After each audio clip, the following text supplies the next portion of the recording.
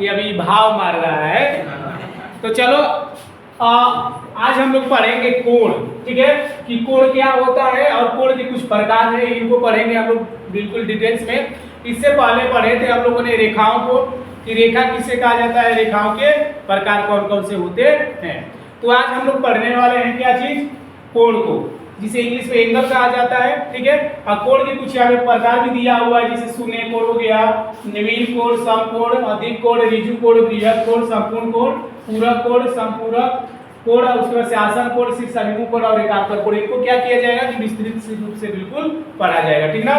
तो पहले देखेंगे हम लोग कोण किसे कहा जाता है, पहले देखा जाएगा कि कोण किसे कहा जाता है, ठीक ना।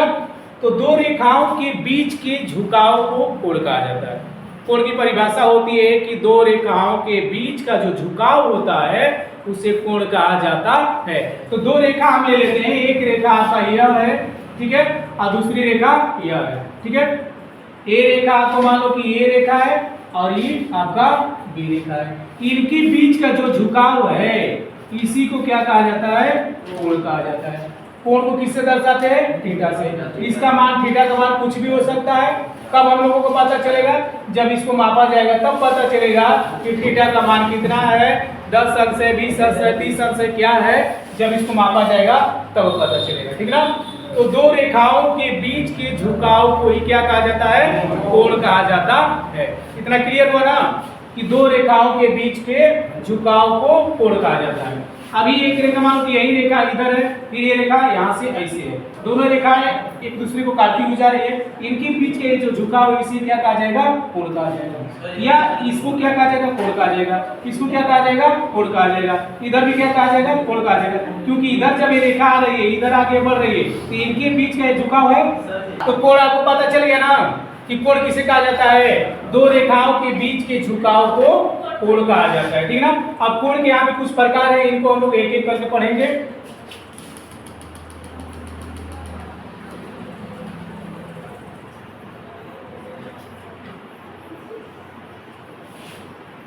कोण की परिभाषा कौन बतलाएगा, यूट्यूबर मास्टर बताओ, कोण किसे कहा जाता है। अभी बताए ना, तुम बताओ कोण किसे कहा जाता है, बात नहीं। दो रेखाओं के झुकने में जो अंश बनता है, क्या बोलो फिर से।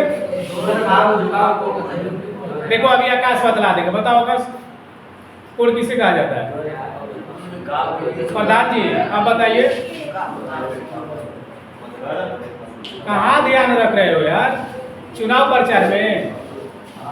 चलो बताओ प्रिय, तुम कोण किसे कहा जाता है। दो रेखाओं के झुकाव को, बस झुक गया तो कोण हो गया, बताओ जी।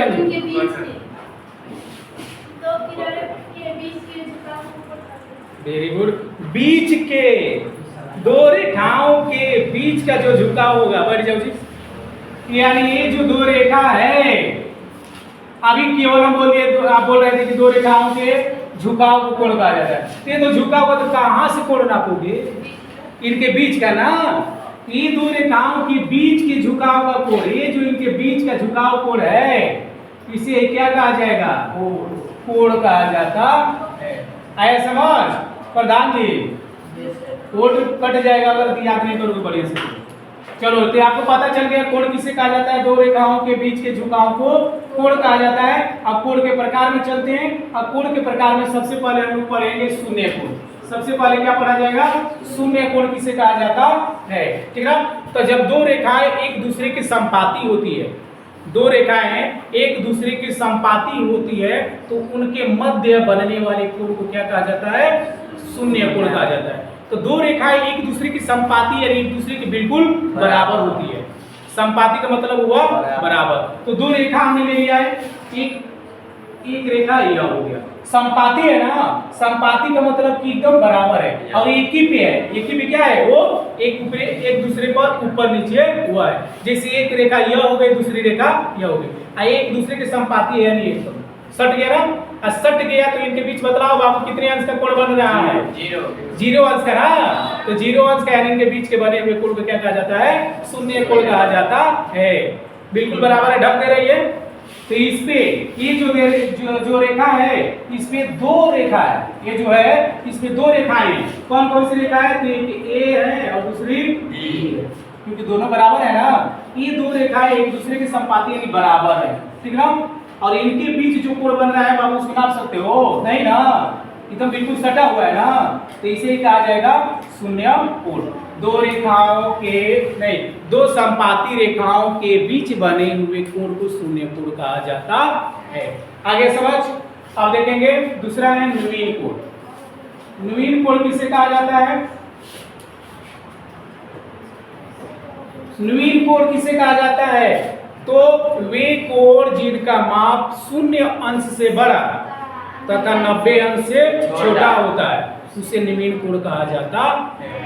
वे कोण जिसका माप, जिसको मापने पे 0 अंश से बड़ा हो और 90 अंश से छोटा हो उसे न्यूयीन कोण कहा जाएगा। 0 अंश से बड़ा कोई भी हो सकता है, 1 2 3 4 5 कुछ भी हो सकता है। और 90 अंश से छोटा, 90 अंश यानी 89, एक अंश छोटा कर देंगे तो 89 भी न्यूयीन कोण है। और उससे जितने भी नीचे आएंगे वो सब क्या है? न्यूयीन कोण है, ठीक ना। 30 40 50 60 80 ये सब क्या है? न्यूयीन कोण है। तो दो रेखाओं के बीच एक बनेगा कोण, और इस कोण का मान क्या होगा बाबू?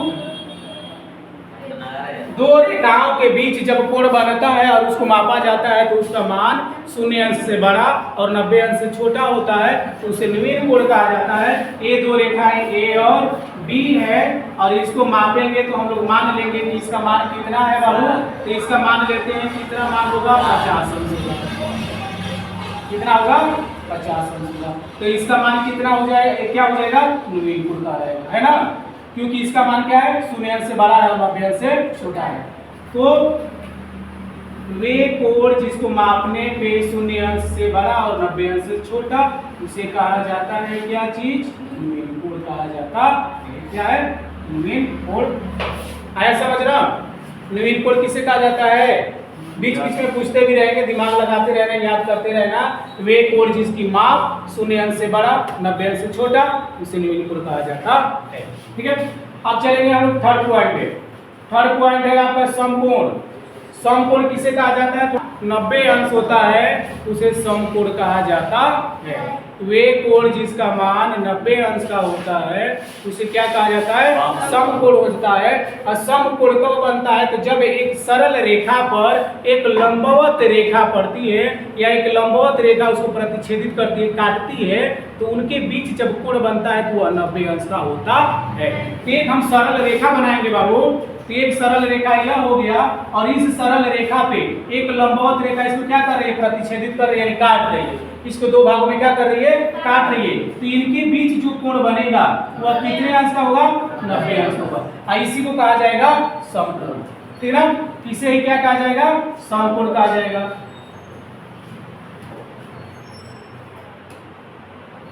इस सरल रेखा को क्या कर रही है? एक लंबवत रेखा इसको दो भागों में काट रही है तो इनके बीच कितने अंश का कोण बन रहा है? 90 अंश का कोण बन रहा है। इन दो रेखाओं के बीच में 90 अंश का, तो इसे कहा जाएगा समकोण। अगर इधर से नापेंगे तो इधर से भी ये आपका 90 अंश का ही बनेगा, ये भी क्या बनेगा? 90 अंश का ही बनेगा, ठीक है।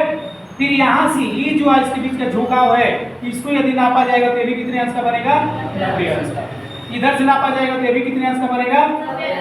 90 अंश का। आया समझ?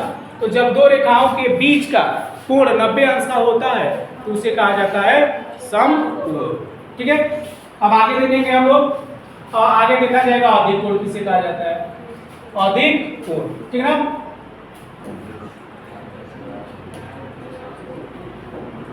अधिक कोण किसे कहा जाता है? तो वे कोण जिसका माप 90 अंश से बड़ा हो और 180 अंश से छोटा हो उसे क्या कहा जाता है?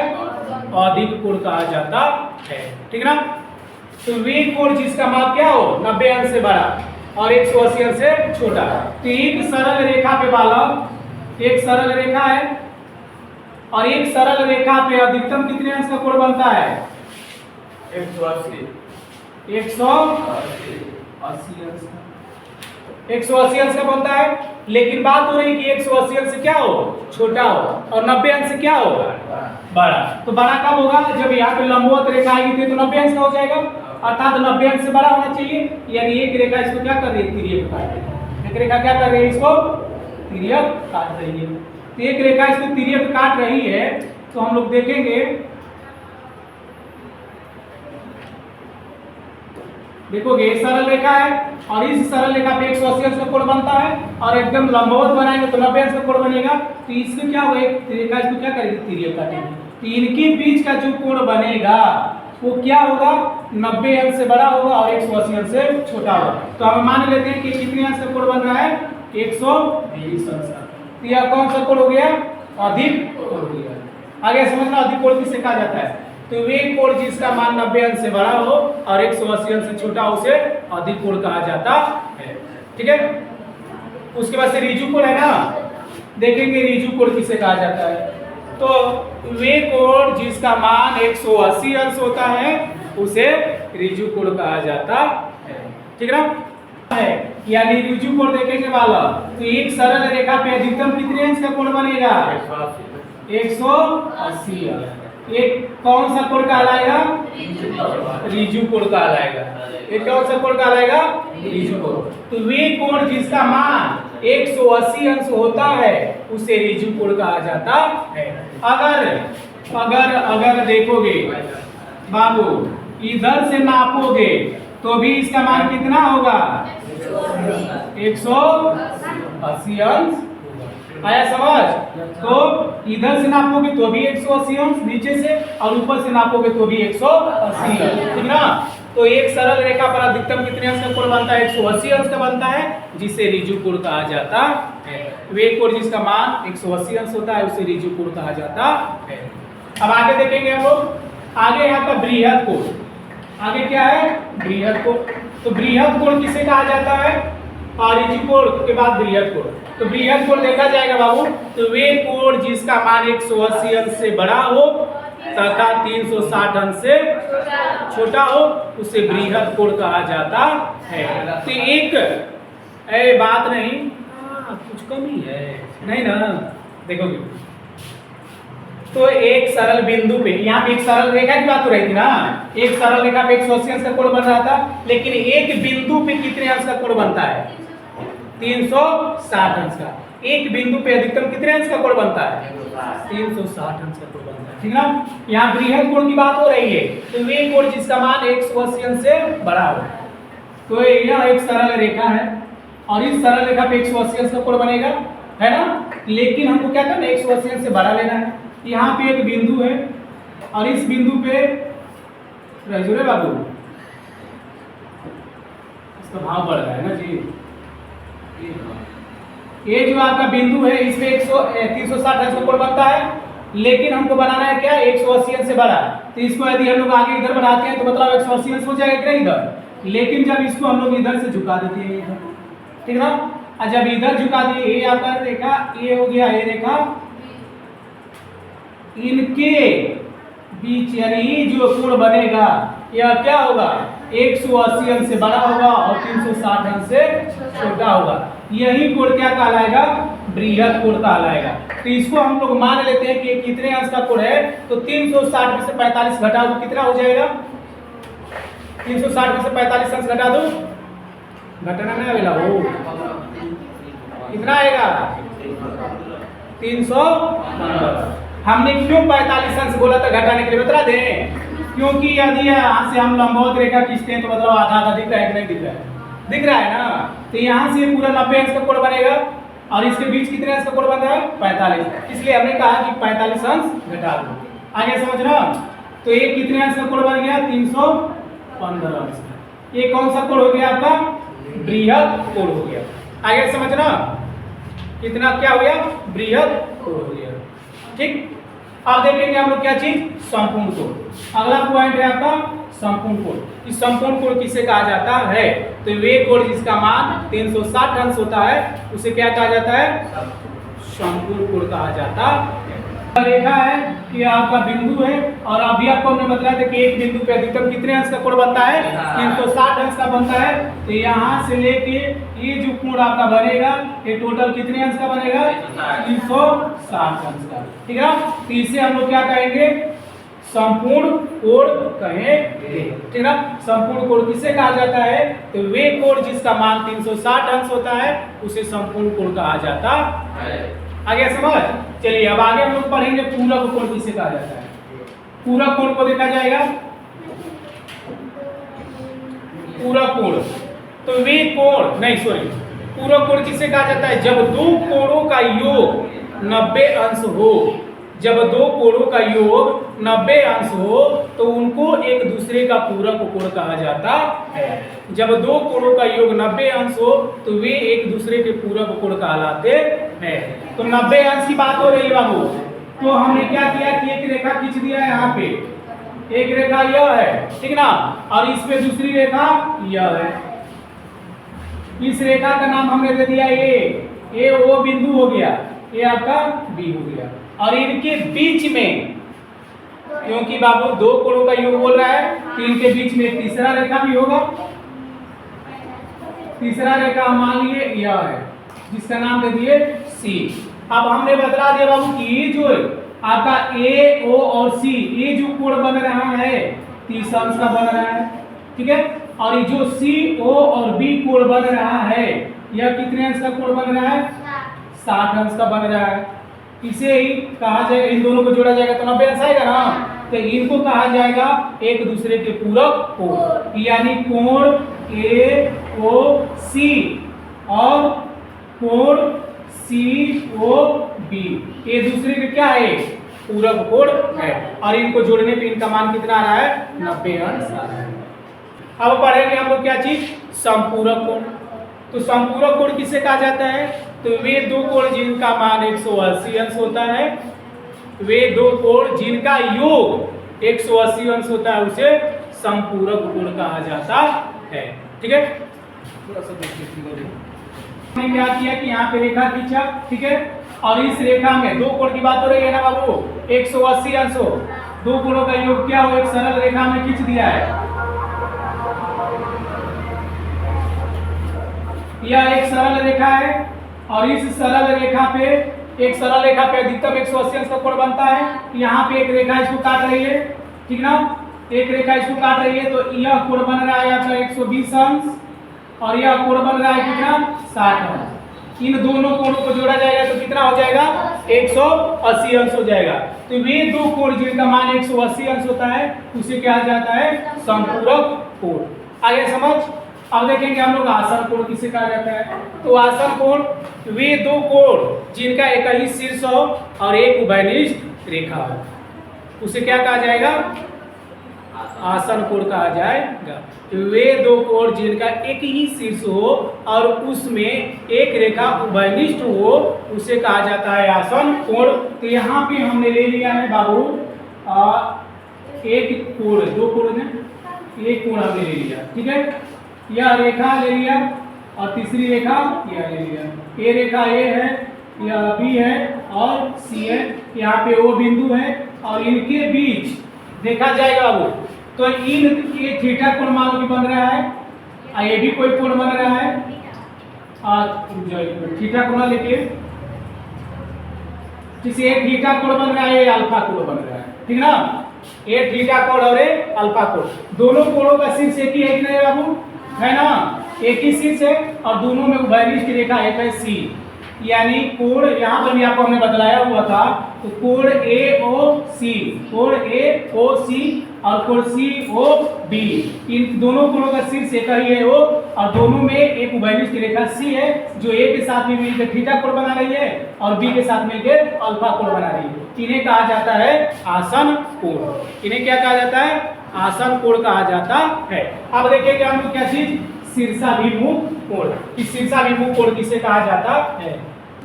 देखेंगे बालक जी, शीर्षाभिमुख कोण किसे कहा जाता है? तो जब दो रेखाएं एक दूसरे को प्रतिच्छेदित करती हैं, प्रतिच्छेदित मतलब काटती हैं, तो उनके आमने सामने बना हुआ कोण क्या कहलाता है? शीर्षाभिमुख कोण कहलाता है। तो दो रेखाएं एक दूसरे को प्रतिच्छेदित करती हैं, तो ये हमने क्या कर दिया? दो रेखा ले लिया, एक दो रेखा ले लिया। ठीक ना, यह रेखाएं क्या कर रही है बाबू? बालक ध्यान इधर, गाना सुने हो ना, तुम्हारा ध्यान किधर है, तुम्हारा हीरो इधर है, तो हीरो हम है आज दोनों का, है ना जी। तो एक दूसरे ये जो दो रेखाएं हैं बाबू, एक रेखा यह है और दूसरी रेखा बी है, एक दूसरे को क्या कर रही है, प्रतिच्छेदित कर रही है। और जब एक दूसरे को प्रतिच्छेदित कर रही है तो इनके आमने सामने बना हुआ कोण यानी ए बी सी और डी, इसका नाम दे दिया। और इनके आमने सामने बना हुआ कोण, ये कोण मान लो कि थीटा है, ठीक ना। तो इनके सामने बनेगा कौन सा कोण, यह, तो यह अभी क्या बनेगा, थीटा। यही इसे क्या कहलाएगा, शीर्षाभिमुख कोण कहलाएगा। जब दो रेखाएं एक दूसरे को प्रतिच्छेदित करती हैं तो इनके सामने आमने सामने बना हुआ कोण एक दूसरे के शीर्षाभिमुख कोण कहलाती है। ये दो रेखाएं एक दूसरे को प्रतिच्छेदित कर रही हैं, तो एक बात बदलाव हो गई, ये जो ऊपर वाला है चौड़ाई नीचे वाले के बराबर है कि नहीं है ना, इधर वाले के बराबर है कि नहीं है, दिख रहा है ना। तो वही चीज है बाबू, यह जो कोण ए, इसका नाम हम दे देते हैं वो बिंदु है ए ओ डी, जो कोण बना रही है इसी कोण के बराबर होगा कोण सी ओ बी। एक थीटा है तो ये भी थीटा हो, यही एक दूसरे क्या है, शीर्षाभिमुख कोण है। अगर यहाँ पे कोण ए ओ बी का मान यदि अल्फा है तो कोण डी ओ सी का भी मान क्या होगा, अल्फा होगा। यही एक दूसरे के क्या कहलाएंगे, शीर्षाभिमुख कोण कहलाएंगे। आगे समझ कि शीर्षाभिमुख कोण किसे कहा जाता है, कि जब दो रेखा एक दूसरे को प्रतिच्छेदित करती हैं तो उनके आमने सामने बने हुए कोण को कहा जाता है शीर्षाभिमुख कोण। आप देखेंगे एकांतर कोण, लास्ट आपको देखेंगे हम लोग, एकांतर कोण किसे कहा जाता है, तो जब दो समांतर रेखाओं को एक तिर्यक रेखा काटती है तो उनके विपरीत पक्ष में, तिर्यक रेखा के विपरीत पक्ष में बने हुए कोण को एकांतर कोण कहा जाता है। तो दो समांतर रेखाएं, तो दो समांतर रेखाएं हमने ले लिया है, ठीक है, इनको एक तिर्यक रेखा काट रही है, इनको क्या कर रही है, तिर्यक रेखा काट रही है। तो दो समांतर रेखाओं को जब एक तिर्यक रेखा काटती है तो इनके बीच बने हुए, जब दो समांतर रेखाओं को एक तिर्यक रेखा काटती है तो तिर्यक रेखा के विपरीत पक्ष में बने हुए कोण को एक दूसरे के एकांतर कोण कहा जाता है। तो यहाँ पे एक कोण बन रहा है, यहाँ पे इसको कुछ नामकरण भी आप कर सकते हो, जैसे ए बी सी डी ऐसे नाम कर सकते हो। तो यहाँ से ये जो कोण बन रहा है बाबू, इस कोण को हमने मान लिया कि क्या है, थीटा है।